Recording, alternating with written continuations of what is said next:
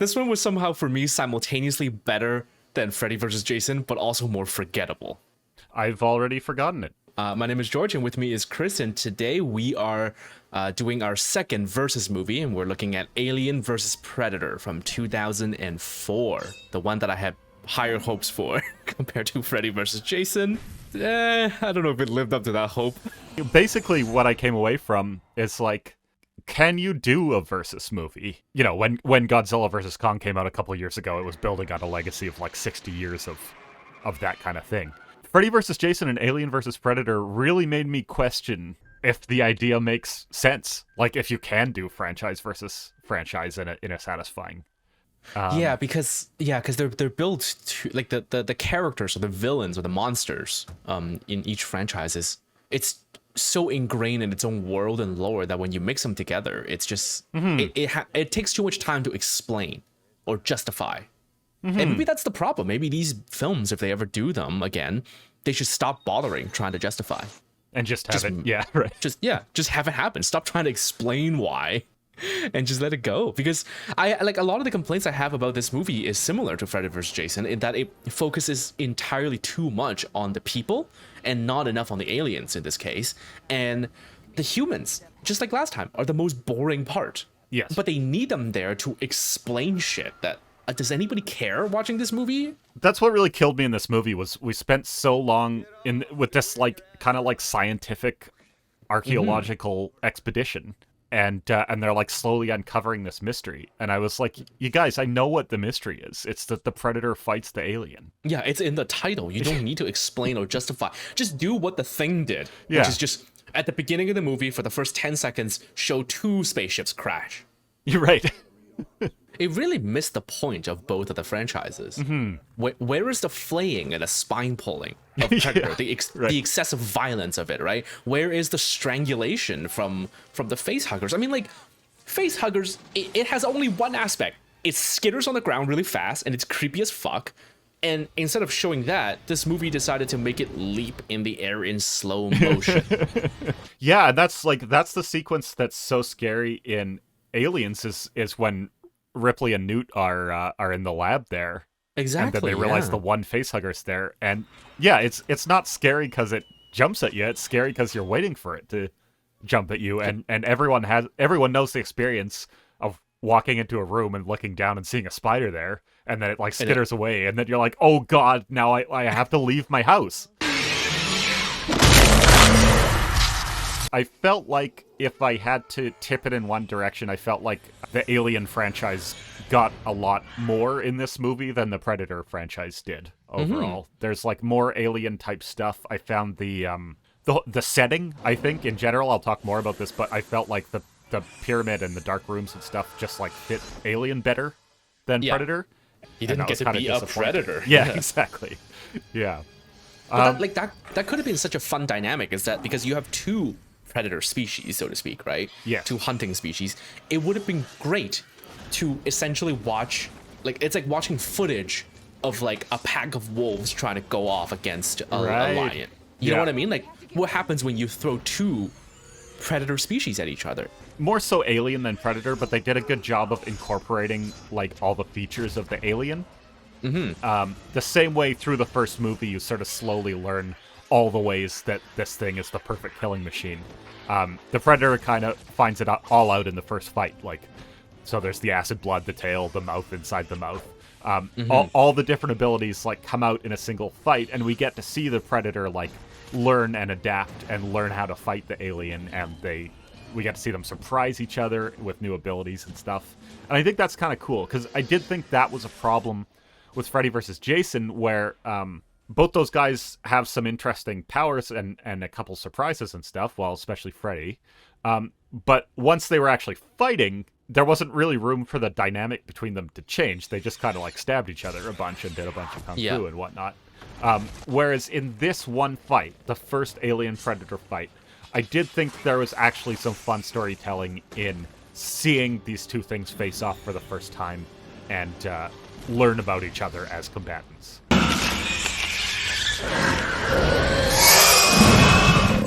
one of the big things that I remember this being infamous when the movie came out and disappointing a lot of people.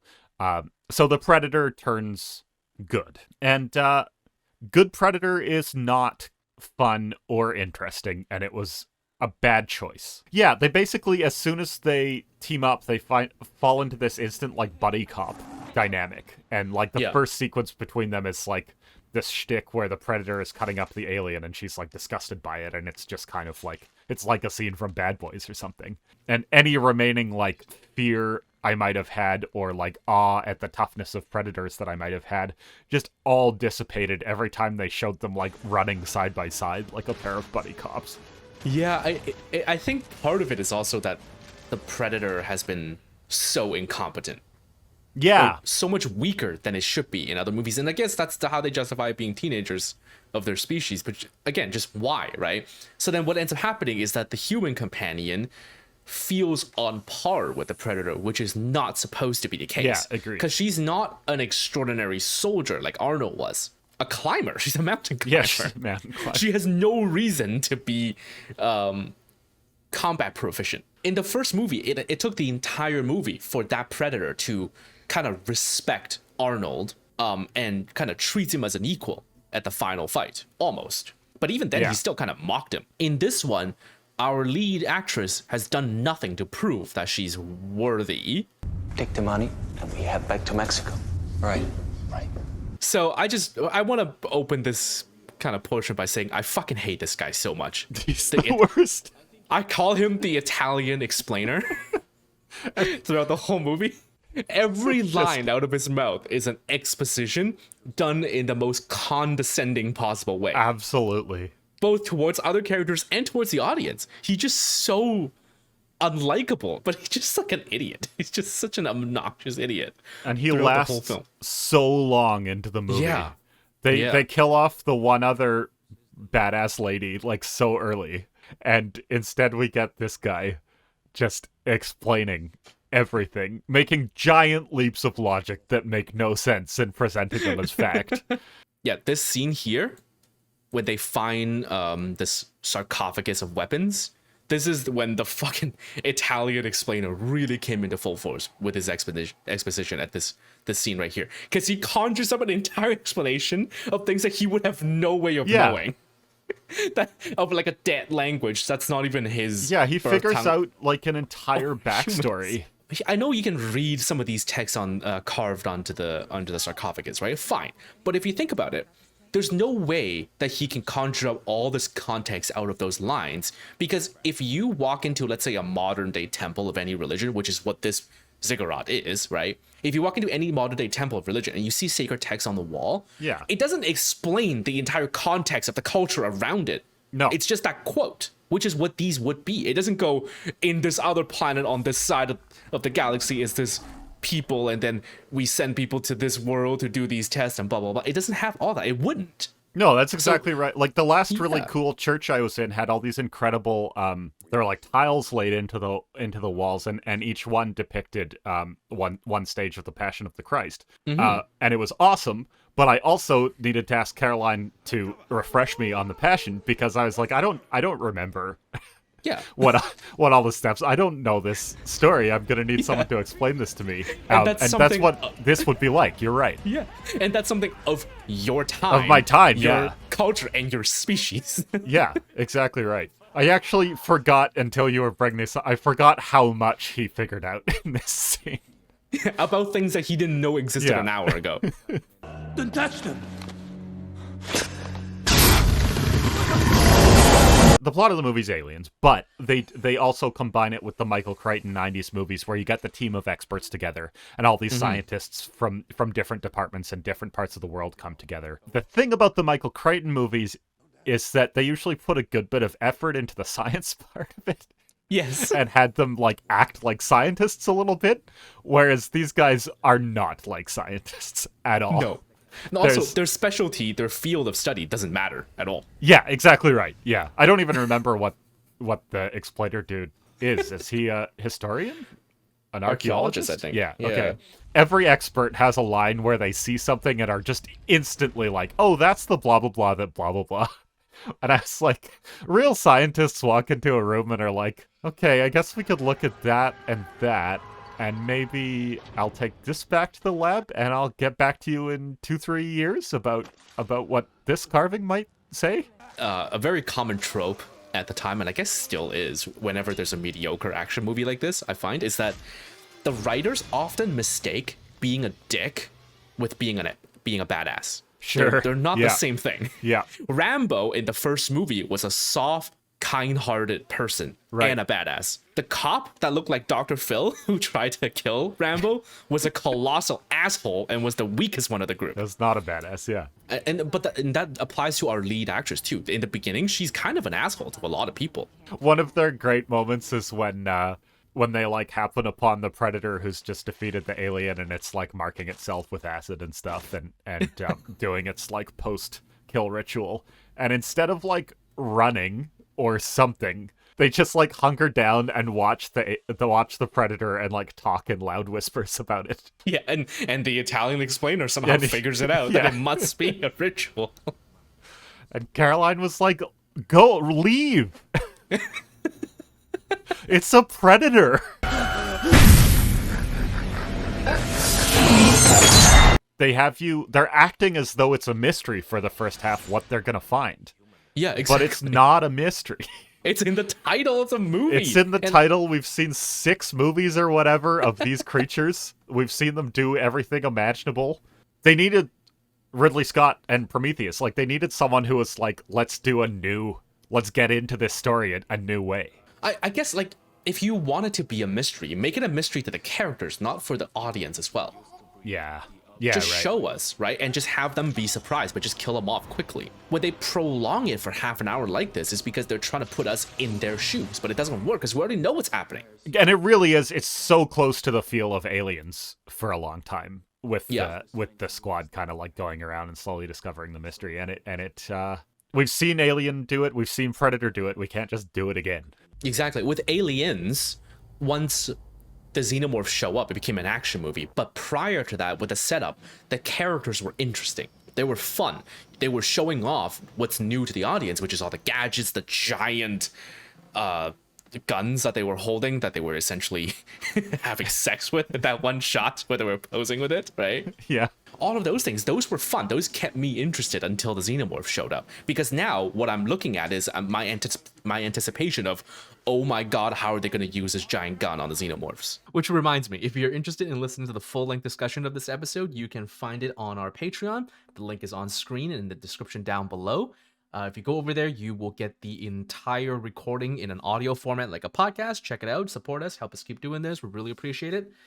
Anyways, of all the teasers for the next movie that we've seen so far, all the bad films, this one I was the most excited about because it's a Predator xenomorph. Just the open jaw of a... I'm gonna search this to make sure I'm not getting it wrong, but I feel like, unfortunately, that thing was called the Predalien. Oh, shit. Well, that ruined it. But, yeah, you should look up a picture of the Predalien later, because you'll find that you will be glad not to have...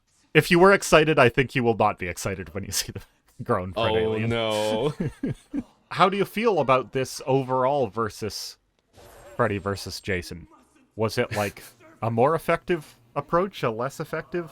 I feel like this had much better potential, but they squandered it and it came out to be about the same. It feels like Alien and Predators don't need as much setup. You know, they're aliens, right? It's a species. And then they squandered that by doing a bunch of unnecessary setup. Yeah, I guess you're right. I think I'm going to remember more of Freddy vs. Jason than this one. Like I was saying, I kind of instantly forgot it, and I think it's because it blends easily into both franchises.